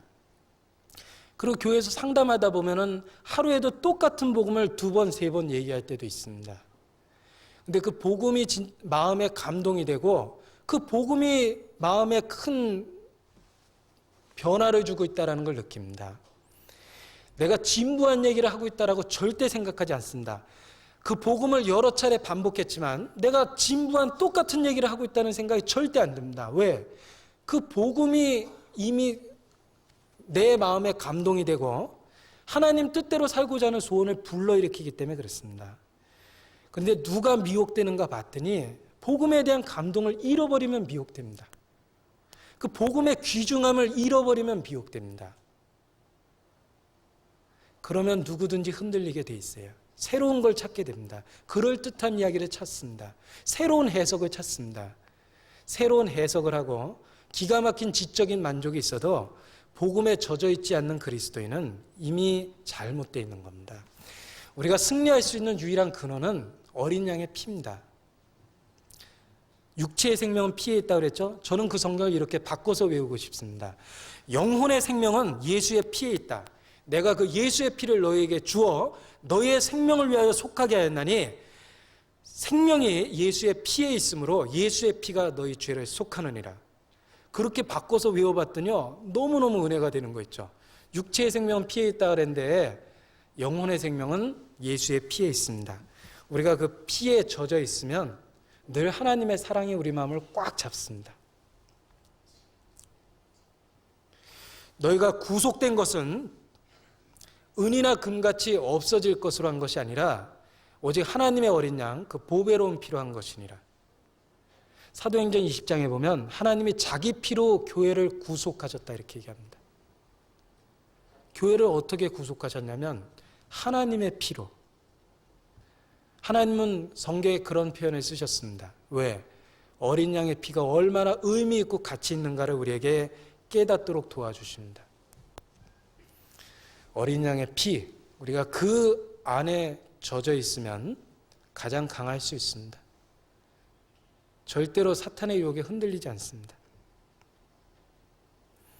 그 어린 양의 피와 자기의 증거하는 말이라고 그랬죠. 자기의 증거하는 말은 그 예수님이 죽으시고 피를 흘린 건 사실이고 자기의 증거하는 말은 자기 개인에게 적용하는 겁니다. 자기 자신에게 적용되는 신앙의 고백이 자기의 증거하는 말이라고 이야기할 수 있어요. 어린 양의 피에 대해서 고백하십니까? 그 복음으로 인해서 자기의 구원에 대한 사실을 하나님 앞에 고백하십니까? 자기의 증거하는 말이 있어야 되죠. 출애굽기 12장에 보면 양을 죽였습니다. 죽였다고 구원받는 게 아니에요. 유월절날 양 죽였죠? 양을 죽여 그 피를 문설주에 바르라 그랬습니다. 양을 죽인 건 예수님이 십자가에 죽은 사실이라면 그 피를 문설주에 바르는 건 우리 개인적인 체험과 적용입니다. 나의 구세주가 돼야 돼요. 그 피가 나를 위해서 흘리셨다라는 걸 마음에 확신을 해야 됩니다. 그 확신의 첫 번째 방법은 자기의 증거하는 말입니다. 그 예수님의 보혈을 바로 자기 자신을 위한 사건임을 고백하십시오. 너희가 마음으로 믿어 의에 이르고 입으로 시인하여 구원에 이른다 그랬습니다. 입으로 시인하라는 말은 외적인 증거가 필요하다는 겁니다. 자기의 증거하는 말, 어린 양의 피 분명한 사실이죠. 자기의 증거하는 말, 우리 마음에 뿌리는 겁니다. 양을 죽여 문설주에 바르는 것처럼 내 마음에 예수의 피를 바르는 것이 자기의 증거하는 말입니다. 그리스도의 보혈에 대해서 스스로 증거하고 하나님 앞에 증거하고 또 많은 사람들 앞에서 내가 왜 구원의 확신을 얻었는지, 그 어린 양의 피로서 어떻게 구원의 확신을 얻었는지 그 어린 양의 피에 대해서 증거한다면 그때가 그리스도인이 가장 강하고 사탄을 이겨낼 수 있습니다. 자, 우리의 신앙이 가장 언제 강해집니까? 한번 생각해 보세요. 개인적으로 내가 언제 하나님 앞에 가장 강한 신앙을 갖고 있는가? 성경 볼 때입니까? 기도할 때입니까? 함께 모여 있을 때입니까? 물론 그렇다고 생각합니다. 그러나 가장 강할 때는 전도할 때 그리스도인이 강합니다. 전도하면 성경 저절로 봅니다. 전도의 제목이 있으면 기도합니다. 전도의 제목이 있으면 모이기를 힘씁니다. 그리스도인은 전도할 때 강하게 돼 있어요. 하나님이 그렇게 하셨습니다. 왜? 그리스도인이 존재하는 목적이 전도기 때문에 그랬습니다. 아버지께서 나를 보낸 것처럼 나도 너희를 보내노라. 예수 그리스도는 전도하러 오셨고 우리를 이 세상에 남겨두신 이유는 또 다른 영혼을 위해서 전도하라고 남겨두신 겁니다. 그러니까 우리가 전도할 때 자기의 위치를 지키는 것이고, 자기 위치를 지킬 때 우리가 가장 강할 수 있는 거예요. 내 주변에 많은 잃어진 영혼이 있습니다. 그들 영혼에 대한 안타까운 마음을 갖고 그들에게 전도하고자 하는 계획과 기도를 해보면은 그때 내 신앙이 제일 깨끗해지는 걸 느낍니다. 유혹이 와도 견딜 수 있습니다. 그 잃어진 영혼에게 전도하고 있는 이 기도를 막히고 싶지 않습니다. 내 간정을 버리고 싶지 않습니다. 그러니까 죄를 지을 기회가 있어도 물리쳐버릴 수가 있는 거예요. 그리스도인은 전도하면서 강해집니다. 그래서 어떻게 마귀를 이기는지 아주 너무나 분명한 방법이 있죠. 어린 양의 피, 가장 가치 있고 의미 있는 겁니다. 십자가의 복음이죠. 그리고 자기의 증거하는 말, 그 두 가지가 우리를 가장 강하게 해주고, 그리고 우리 마음의 각오는 여기 있는 말씀처럼 그들은 죽기까지 자기 생명을 아끼지 아니하였도다. 자기 목숨까지도 그 그리스도의 피를 증거하는 일에 있어서 아끼지 않는, 사랑하지 않는, 자기 목숨을 사랑하지 않는 그런 마음이 우리를 강하게 합니다. 이 세상에서 제일 무서운 사람은 죽으려고 결심한 사람이 아마 제일 무서울 겁니다. 예전에 누가 이렇게 싸움을 하는데요, 아주 그 학교에서 운동선수입니다. 그런데 별로 힘 못 쓰게 될 것 같은 사람하고 막 싸움을 하는데, 처음에는 막 이 싸움 잘하는 사람이 이 약해 보이는 사람이 대드니까 더 막 두들겨 팼어요. 근데 끝까지 달려드니까요, 이 싸움 잘하는 사람이 얼굴이 점점 검붉어지더니요, 나중에는 지가 잘못했다고 사과를 했어요. 근데 그 이유가 있습니다. 이 싸움 잘하는 사람은요, 적당히 싸우다 말려고 했는데 이 얻어맞는 사람이 이제 죽을 각오를 한 거예요, 맞다가. 그러니까 죽으려고 작정한 사람하고 누가 싸웁니까? 그러니까 이 싸움 잘하는 사람이 당황하고 자기가 잘못했다고 자존심을 굽혀가면서 엎드릴 수밖에 없었어요. 그리스도인이 언제 강하냐면요, 신앙을 위해서, 주를 위해서 진짜 죽겠다라는 결심하면 가장 강합니다. 삶에 대한 애착이 우리를 비굴하게 만들고 죄에 대한 타협을 하게 만듭니다. 내가 죄를 지면서 살아봤자 얼마나 더 살고 그게 하나님께 무슨 의미가 있다고 생각합니까? 제가 하는 기도 중에 하나가 이런 기도입니다. 내가 만일 살아서 가룟 유다가 된다면 예수님 팔기 전에 죽여주시면 최고의 은혜라고 생각합니다. 우리의 삶이 더럽혀지고 하나님의 진리를 회방하는 인생을 살게 된다면, 하나님이 자비롭다면 우리를 그 전에 데려가시는 게 우리에게 제일 좋을 겁니다. 그래서 그런 마음가짐으로 좀 비장한 기도도 할 때가 있어요. 근데 그런 기도가 마음을 아주 강하게 만듭니다. 옛날 순교자들이 기도했던 내용 보니까 그 다음날 이제 불에 타 죽어야 될 사람이에요. 그 사람이 밤새도록 순교당하기 전날 기도했습니다. 그 기도의 내용이 나를 살려달라고 기도했던 게 아니래요. 주여, 내가 믿음 없이 죽지 않도록 도와주소서, 이렇게 기도했답니다. 그 순교자는 죽음을 두려워했던 게 아니라 가장 무서워했던 게 있어요. 혹시 자기가 고통 때문에 믿음 없이 죽을까 봐 두려워했습니다. 우리도 마찬가지예요. 죽는 게 무서운 게 아닙니다. 혹시 우리가 주님을 배반한 상태에서, 우리의 간정을 더럽힌 상태에서 죽을까 봐 두려워해야 됩니다. 우리의 기도 제목도 믿음 없이 죽지 않게 하소서라는 기도 제목이 필요하다고 생각합니다. 근데 그런 마음이 그리스도인을 강하게 해줍니다. 신앙 때문에 내게 아주 귀중한 삶이지만 죄하고 연결된 삶이라면 살고 싶은 마음이 없습니다. 그리고 신앙이 강해질 수 있다고 생각합니다. 어떻게 그들이 승리했는가? 여러 형제가 어떻게 사탄을 이겼냐면 바로 그렇게 이겼습니다. 그들은 어린 양의 피를 가장 소중히 생각했고 그 피를 증거했습니다. 그리고 그들은 더 강해졌습니다. 그리고 그걸 위해서 자기의 목숨을 아끼지 않았습니다. 그래서 사탄을 이겼어요. 우리도 그런 각오가 필요합니다. 어린 양의 피, 거기서 구원의 희망과 소망을 얻었습니다. 내게 가장 놀라운 단어가 성경 속에서 발견됐다면 그리스도의 십자가입니다. 그리고 그 사실을 증거할 때 그리스도인이 강하고, 그걸 증거하기 위해서 우리의 목숨을 아까워하지 않고 우리의 목숨을 기꺼이 버리겠다라는 각오가 있을 때 가장 강한 모습으로 살 수 있고, 주님 오시는 날 부끄러움 없이 영광 중에 칭찬과 존귀 가운데 각각 나타날 수 있을 거라고 생각합니다. 같이 기도하시겠습니다. 사랑이 많으신 거룩하신 하나님, 우리를 연약할 때, 원수되었을 때 구원해 주셨습니다. 비록 우리의 육신이 약하고 주님 앞에 원수된 많은 잘못된 연약한 육체를 갖고 있지만, 오직 성령께서 우리의 생애를 주관하여 주시고 우리의 마음과 생각을 붙잡아 주시옵소서. 주님 능력 가운데 그리스도의 보혈을 가장 귀하게 여기고 주님의 복음을 증거하며 우리의 생명을 그 일에 아낌없이 바칠 수 있도록 우리를 일깨워 주시고 우리를 그 올바른 길로 인도하여 주시기를 참으로 주님 앞에 간구드립니다. 우리는 연약하고 어리석습니다. 오직 성령의 나타남과 능력 가운데 사로잡힌 바 되어 우리의 하루하루 나머지 생애를 주님 뜻대로 살 수 있도록 인도하여 주시옵소서. 우리가 살고 있는 시대에 주님 오실 날이 가깝다라는 것을 많은 말씀의 증거로서 느끼고 있습니다. 세월을 아낄 수 있도록 우리의 마음을 일깨워 주시옵소서. 무엇보다도 우리 주변에 이뤄진 자 없도록, 멸망하는 자 없도록 자비를 베풀어 주시기를 간구합니다. 저희를 사랑하시는 예수님 이름으로 기도드렸습니다. 아멘. 찬송하시겠습니다. 찬송가 521장입니다.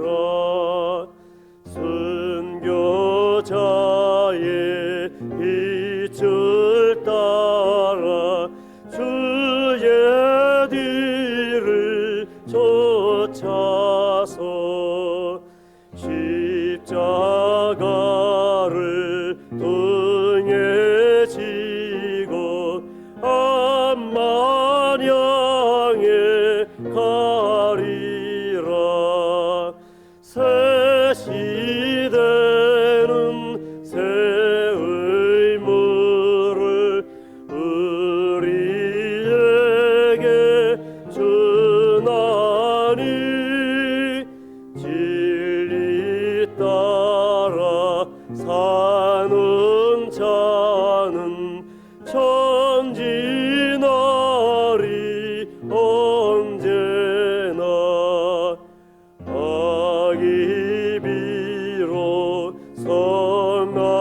강하여도 진리 더욱 강하다. 진리 따라 살아갈 때 어려움도 당하리. 우리 가는 그와 길에 어두운 장마 덮쳐도 하나님이 함께 계셔 항상 지켜 주시리.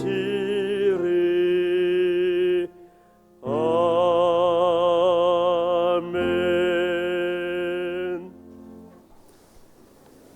광고 말씀 없습니다. 안녕히 돌아가십시오.